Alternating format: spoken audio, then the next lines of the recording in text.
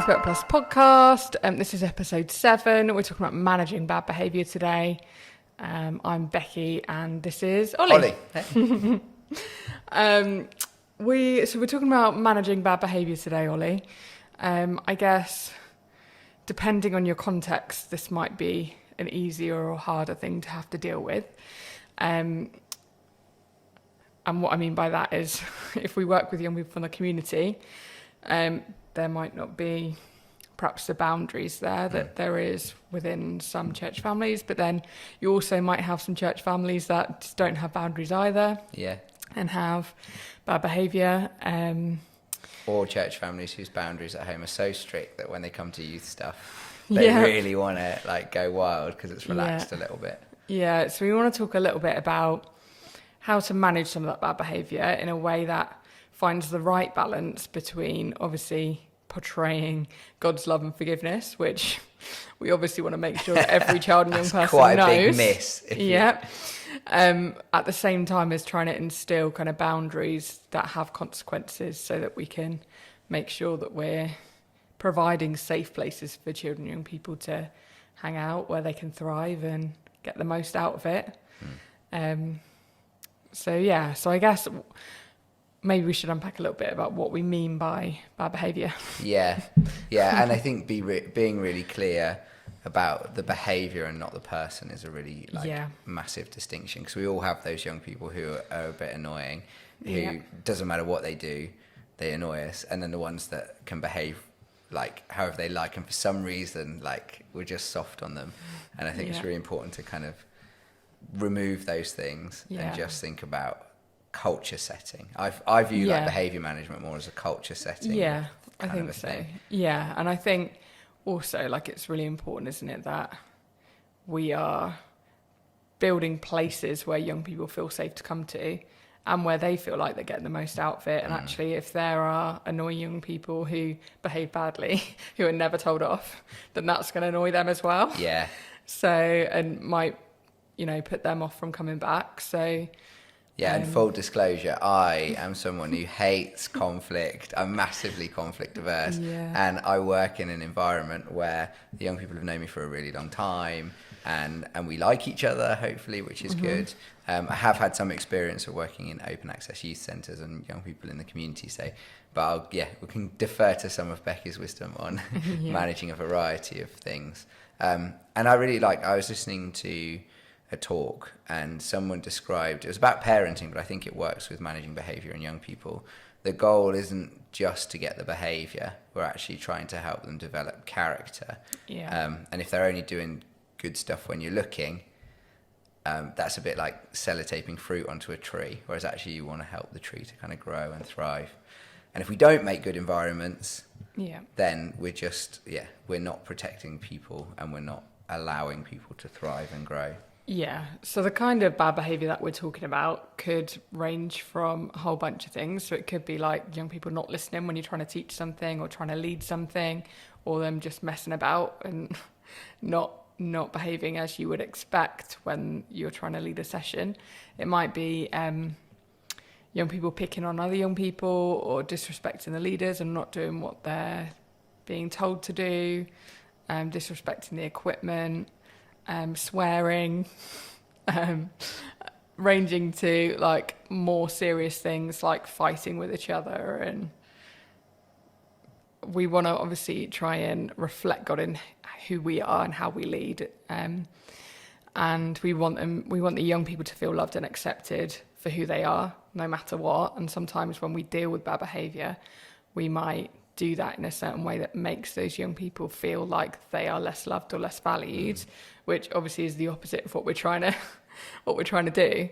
And so it's really important that they continue to understand that unending forgiveness, but that God offers all of us.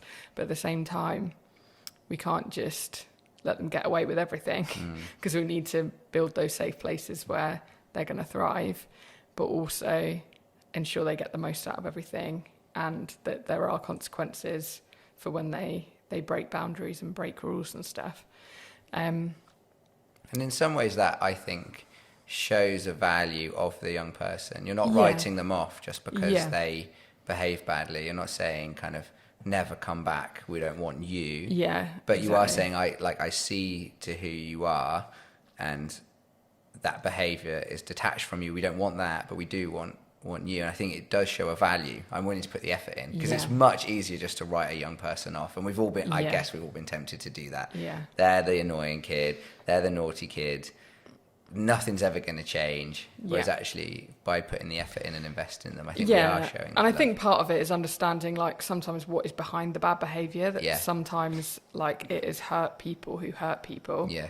There's that quote, isn't there? And so sometimes, you know, young people are more difficult because they're more troubled, because there's stuff going on at home that we might not know about, because they've experienced abuse in the past, or all sorts of things that we might not be aware of. And so sometimes when we see bad behaviour, we just see it as annoying or disrupting what we're trying to build, when in reality we need to kind of ask for God's eyes to see through that, to see the person he created underneath that bad behaviour, and to try and understand a little bit about why they might have got that way and how we can help them to be the best version of them.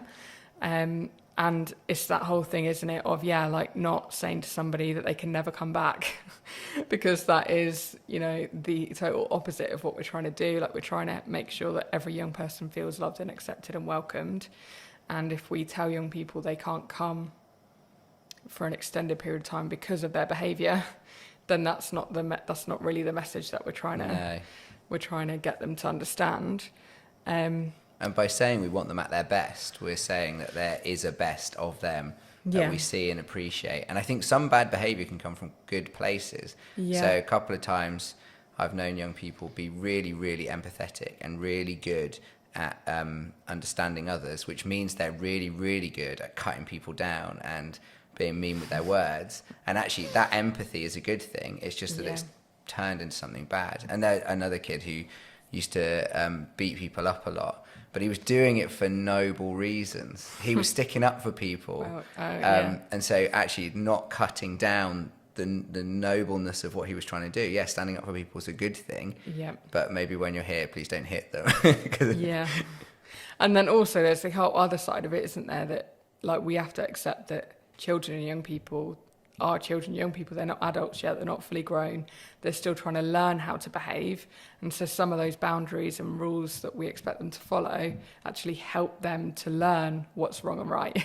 Sometimes they don't know that their behaviour is bad. Yeah. Until we tell them not to swear during our activities, or that, you know, listening to other people is really important, and, like, try and instill some of those things in them so that, like you said earlier, they build them into their character and they have them for life. And those things are really important. So let's unpack setting rules and what that kind of looks like. So in my context, like, I've been involved in community youth work and a lot of church-based stuff and some school stuff and a whole mixture, really. But in my experience, it's been like the community young people that have needed the most boundaries, and it's been the most useful to write rules for, because they haven't grown up knowing us as leaders. We don't necessarily know the parents very well, and they're kind of new to our activities, so they're not really sure what's expected of them. And so we would kind of sit down with our after-school club we used to run, and with the young people who came to it, and kind of revisit those rules once a year kind of thing, to put together a set of guidelines. We'd come from the starting point of, like, what does it look like to have the best, kind of safest after-school club, and what are the kind of expectations we have on everybody who comes there, with how we expect them to behave to make that place. So we would get them to write down, you know, all the sort of usual stuff, like listening to each other and not bullying people and respecting the equipment and not swearing. Even though these young people weren't from Christian backgrounds, like, we still wanted to make that a thing, because we wanted them to, just behave well. And I guess swearing is not something that is tolerated within schools, or it helps develop church self-control environments, as usually. well. Like, knowing what your language is appropriate in different places. And I think the rule setting is really important, because you want buy-in from the people. Otherwise, you spend your whole time fighting against the tide. So you want to do the difficult work early on to make life easier later. Yeah. And we always start from a place of, well, what do you want? So no one really wants to follow rules. I mean, maybe some people do, but we all want. So, for example, like listening to each other, we would talk about the experience of being listened to in an environment where you feel like you can share something that you're not sure about yet, or you're a bit vulnerable, and and then you say, okay, well, to get that, everyone has to agree. We're not going to jump down each other's throat. We're just we're only going to be able to listen. But yeah, having that thing, what you want and how you're going to get it, I think is and I think as well, like when you get young people involved to make the rules or the guidelines or whatever you're going to call them, guidelines sounds a little bit less strict than rules, but then that they're aware of them. Like it's not just you've got like an unwritten set of rules somewhere that you're expecting them to keep, but they don't actually know them. So then when they misbehave, they're like, oh, I didn't know that was the rules. And that can always be an excuse that comes up. And so we used to like have them laminated on sheets of paper that we put on the wall, like 2 or 3 on every wall in the club where the room where we used to have our after school club, and like they couldn't not notice them. Yeah, they knew it existed. Yeah, they knew they were there. And it also had on the bottom like what the consequences were. So that kind of leads kind of into the consequences thing, that actually if you're going to have rules and guidelines, there has to be some kind of consequence for breaking them. Otherwise, what's the point in having them? So there needs to be like something that happens when those rules are broken that makes young people aware that, it's not okay to break the rules, but also isn't going to be something that is so terrible, like, they break a rule once and they can never come back. Like that's not an appropriate consequence for rule breaking. So it needs to be like something that is appropriate for your group. And maybe like we used to have a system, like a red card, yellow card system, where like if they broke a rule once that was on one of the laminated sheets, then they got a yellow card. And if they got 3 yellow cards within one session, then that meant a red card and they couldn't come back the next week. And so for something like an after school club where they love coming and they love playing the games consoles and they love hanging out there, like that was like a deterrent for them to behave and not break the rules.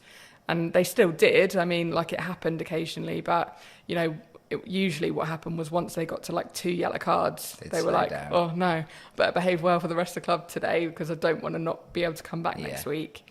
And then there was some behaviours and some things that weren't necessarily listed on the rules that meant, young people got a straight red card. So like if they, really went off on one and swore and shouted at a leader, that was, more serious than just disrespecting them. Or if they got into a fight with another young person, then that's like something that is like beyond those kind of yellow cards, and they'd get a red card straight away.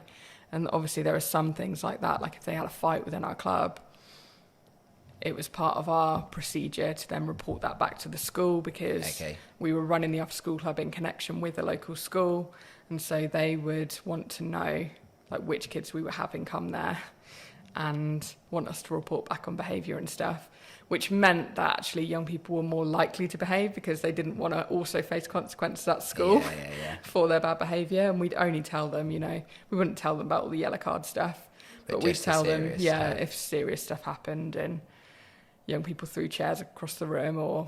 And I think it's good because it's trackable and consistent. I think whatever we put in as a consequence needs to be fair and consistently applied and trackable. So it's like, well, hang on, last week I got away with this and this week I can't. And I think it's the kind of carding system works well for something like an after school club, something more like a youth group where you're like meeting in someone's house or that kind of thing. I think the consequences maybe are more nuanced, but they know it's about knowing where the line is and then talking with them afterwards and being like, actually the consequence of you breaking this rule is that you're disrupting the thing that we're trying to build, and either you want to be a part of it or you don't.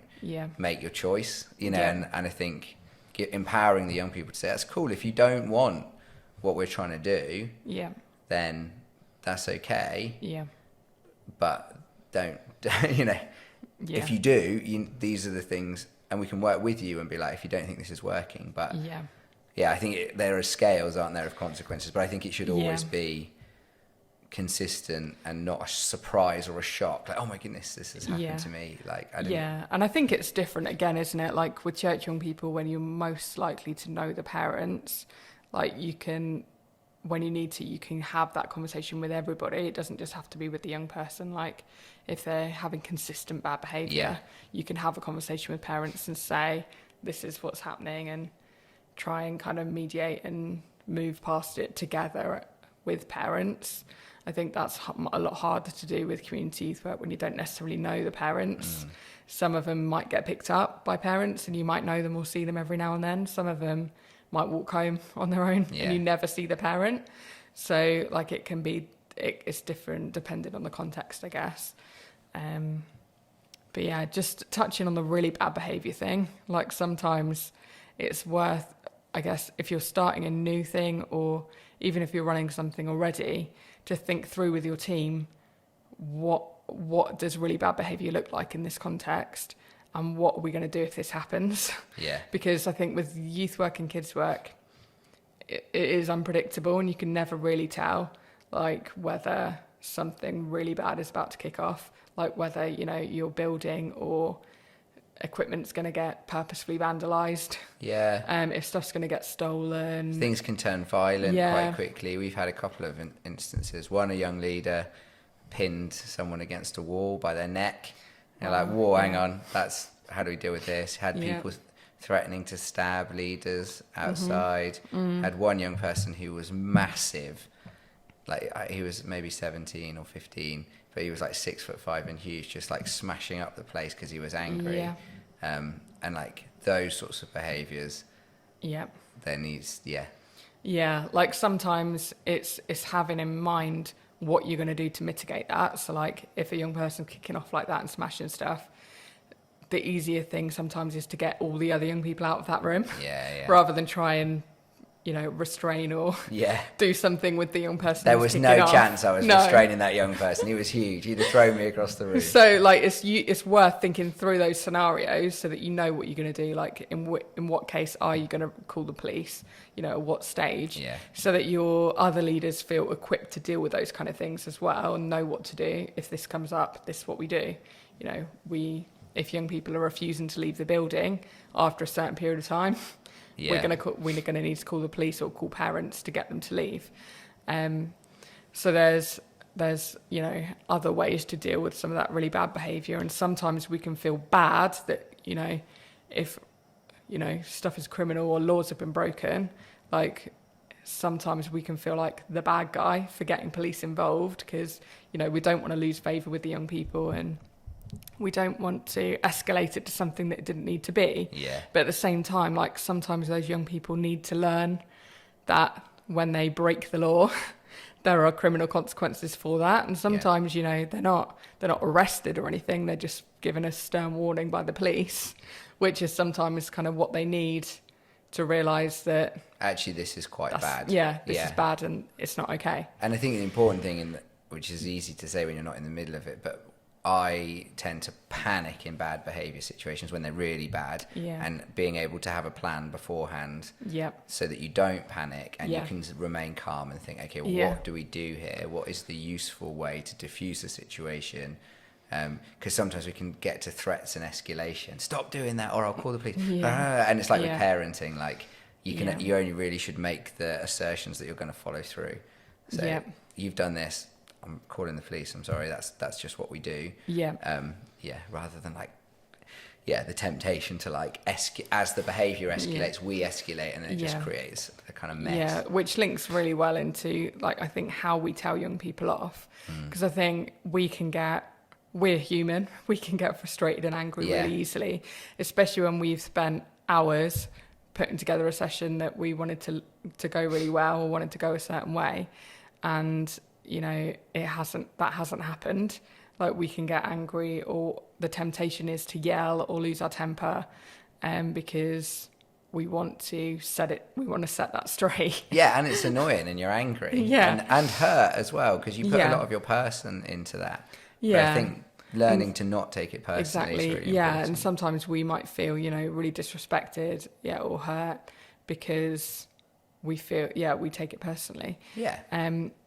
And so I think it's really important to understand that that doesn't help. Like when we lose our temper, like that is only going to make it worse, because not only are we trying to model this kind of loving, forgiving, spirit of God to the young people that we work with, also like we're trying to help them to not lose their temper or get angry. And when we do, and I'm not saying we always have to be perfect and, we never have to lose our temper and we have to pretend like we are superhuman beings, because we're not, and we do lose our temper sometimes, and we're not perfect. But I think we can think through how we're going to deal with situations as they happen, and make sure that we equip all of our team as well to understand how to deal with the behaviour, so that when it does happen and we feel like we're getting angry, that we know how we're going to deal with it in the best way, and not just fly off the handle and yell and shout at young people. Because when young people break a rule or a boundary and they need to know the consequence, sometimes in our anger we don't explain that properly. So they don't understand, or we overcorrect. So they don't understand that what they've done wrong. They don't understand what the consequence really is, and they just feel like belittled by the fact that someone shouted at them, and less valued because someone shouted at them. But sometimes shouting can actually work. But it doesn't necessarily mean it's good. I remember a couple of times, I don't shout or get cross very often generally, and it was a shock for the young people to see me get like that. And they were like, oh, flipping it, we've gone too far. And it worked, and it was effective. But the more you do it, the less effective it is. We all know someone who shouts and screams all the time, and eventually you just sort of phase it out, whatever, they're doing that again. Whereas if we're known for being measured and calm and loving, so it does sometimes work. It just doesn't necessarily mean it's the best way to deal with stuff. But sometimes it is. If there's a situation that's dangerous, shouting and being like, absolutely not, this isn't happening. I am actually angry because something, one time young people were throwing explosives at each other, those little firecrackers, and that I shouted. And they stopped quite quickly, and that's a good thing. And danger is one of those things where even with toddlers, if they're going to walk out in the road, there needs to be a firm no shouted in their direction, so that they don't get hurt. And so sometimes it needs to happen, but I think sometimes we just need to be measured in how we respond to these things, so that and I guess relative to to what they've done wrong. If someone's just accidentally said a swear word, for you to fly off the handle, because you're having a bad day, or because that seems worse than it is, that's not going to be helpful. So how we deal with that bad behaviour is really important. Sometimes it's okay to say there and then, if it's a minor thing in front of everybody, don't do that, or that's not how we behave here, or come on, language, think about what you're saying, or think about how you're treating people. We don't talk over people, and we don't say derogatory things to others, those kind of things. We can say them in the open in front of everybody, but sometimes when young people have messed up, it's better to take them out of the room and explain what they've done, and do it privately, because sometimes they might be, and it could be all different contexts here, they could be a bit more vulnerable and actually need to just have that explained to them one-to-one, so they're not belittled in front of everybody. And and you can get the backstory too. So if it's something extreme, like someone's being racist or violent, we pulled someone aside and we're like, hey, what's happening? And the backstory was that they'd experienced racism from first and given it back. And so actually we were then in that context, not in an embarrassing way, being like, what happened to you was not okay, that's not right, and we're sorry we missed it, but also your response was inappropriate too, can you not do it again? And that guy, to be fair, he changed his behaviour around, and because he knew that we appreciated what he was going through too. And I think if you embarrass someone in front of everyone and be like, oh, why are you being so racist? It undermines them, and it labels them and all those kind of things, which we don't want to do. Whereas privately, you can have a conversation and be like, it's like the classic, oh, I'm not angry, I'm just disappointed. But actually, what, this isn't you, why are you doing this? Yeah, and I think as well, like sometimes behaviour is, sometimes it isn't, but sometimes it is for attention. Yeah. And so sometimes young people need to be taken aside to be explained to properly that, like, we value you as a person and we want you to be the best version of you, but what you've just done is not okay, and this is why. And explain it, you know, properly, so that they know next time they think about it and they think, oh, actually, that's not acceptable, and this is why. And from that place, we can show love and forgiveness, which is, and I think that's a real gift that we can offer, particularly in our culture today, because our culture today is quite judgy. And if you're in an environment where you make a mistake or you put a foot wrong, especially if it's a fairly major one, an environment that shows you love and shows that you're not defined by your mistakes is quite countercultural and can be transformative to behaviour. I've definitely changed my behaviour more from people loving me than people shouting at me and judging me. And I think if we get that balance right, there's consequences for your behaviour, but actually we love you and we forgive you. You do it again, there'll be the same consequences, but you are forgiven. It's not defining of who you are. Totally. And I think as well, like for young people, sometimes they don't understand why something is wrong. So, like, you know, their opinion might be swearing isn't a big deal. Yeah, because like, it's their culture. They swear like, all the time. They hear it at home from parents, they swear it all the time, and they hear it from friends all the time. And so to actually be in a place where that isn't really tolerated as much, which they'll probably encounter at some point in a workplace or, you know, some other place. Toddler group when they have kids or whatever. Yeah. So, like, you know, those kind of, like, some of those things that we choose to do and have as expectations can be really eye-opening, because they realise that actually this doesn't have to be the way I behave, and this doesn't have to be the way things are. That actually I can be a better version of me, and there is a better way to deal with things.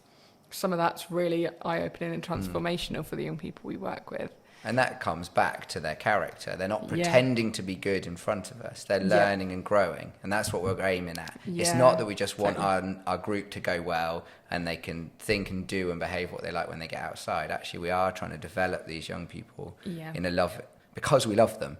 And it should always, whatever the boundaries, the rules, the discipline, all of it needs to come from love. And if we find it's just coming from a place of anger or preciousness about the thing we're making, that can be a bit of a red flag, I think. Yeah, so the last thing we just wanted to say, wasn't it, was actually the importance of equipping teams to deal with behaviour in the same way, because, like, if the only person dealing with the bad behaviour is the paid youth worker or the main person who's coordinating the activity, or you've designated a certain person to be the bad cop who always does the telling off, then, like, that's not a good thing. Like, we need to have all of the leaders on a level playing field so that everybody's watching out for behaviour, so that it's not just when that person's in the room that everyone's going to behave or when that person's at the club that they're going to behave. It needs to be everybody, partly because it might not always be that person who notices. That person might not always be there when the bad behaviour happens. And also nobody wants to be the bad cop either. And we all have our own, like, blind spots. If one person's the bad cop, but at that point it's the young person who they love and they think is the best person ever, and they do something a bit sly that needs a consequence, then we're relying on them to do the telling off. I don't know, no one wants to be that, but also as a team we're stronger, and therefore we're more consistent and we're calmer and we're more collected. And if everybody knows what's expected and everybody knows how to deal with it, then you're going to have a much better chance of actually keeping on top of the bad behaviour in some of those contexts. And also the young people know what to expect from all the leaders, not just some of them. Like, they know that, you know, they're not just supposed to not swear in front of that one leader or they're not just supposed to behave in front of that one person. You know, that's the behaviour that's expected at this whole club in front of everybody. And all the leaders know about what to do and how to respond. And if you're giving out stuff like yellow cards, like, they might receive a yellow card from 3 different leaders. And so you need some kind of recording mechanism, like Ollie said before, to make sure you record that down, so that when they get to, if your limit is 3 and then you get a red card, you need to know when that 3 has hit the mark, especially if it's from 3 leaders. So, kind of equipping our teams is really important, and also, you know, making sure they all understand what the method behind the madness is, like what you're trying to do, what you're trying to build, the whole love and forgiveness thing, and the importance between sticking to the boundaries and making sure young people keep to the rules, and instilling that character in them, and the whole picture, not just like the little bit of like, these are the rules and this is what we do, but the whole picture, so they're in on it as well. Yeah, and it makes for a safer environment for you, for your team as well, because they know what's an appropriate response to certain behaviours. They don't feel so lost. And I've definitely been a terror for just being like, just go, it'll all be fine. But actually that can be difficult, and you don't know how to react to certain behaviours. And then you feel bad as a leader because you stepped over a line you didn't realise existed. And I think sometimes like it's really key to have like a debrief at the end of your activity, so that you can run over all those things, so that like if somebody, you know, noticed something but they weren't really sure how to approach it in the moment, or think they did a bad job and want to kind of check that they did the right thing, then you can talk through all of that stuff and say, you know, Johnny has been behaving badly again this week, you know, what are we going to do about it next week, kind of thing. Or this other young person came to me and said they were being picked on, but none of us have seen it. You know, we need to make sure we're vigilant and keep an eye on it. And so there's loads of things that, you know, make having a debrief really important. And that, I mean, that's not like an extra hour tagged onto the end of youth club or kids club or whatever, but like maybe just a 10 minutes at the end. How did this go, everyone? Like, you know, what could we improve on? What went well? What can we pray for? 3 simple questions that help you be better leaders next time. That can be really important. Cool. Well, so, that's our thoughts. Thank you for listening. We'd really love to hear from you if you've had like behaviours, and if you have kind of tips or techniques that you use to manage behaviour in your groups. And we love a story. So any stories of, you know, redemptive stories, or stories where you've been like, oh my goodness, this was a disaster and this is the behaviour we had. Get in touch with us. Or if you're struggling as well, like don't really know how to implement rules or deal with behaviour in the best way, then we're always happy to help you and encourage you and advise you, and that's what we do for free through Ywk Plus. So get in touch on our Instagram or website. Other than that though, thank you for listening. Don't forget to rate, like, share, subscribe, and that helps you not only find us again but other people as well. And we really hope you enjoyed this podcast. Thanks very much. See you later.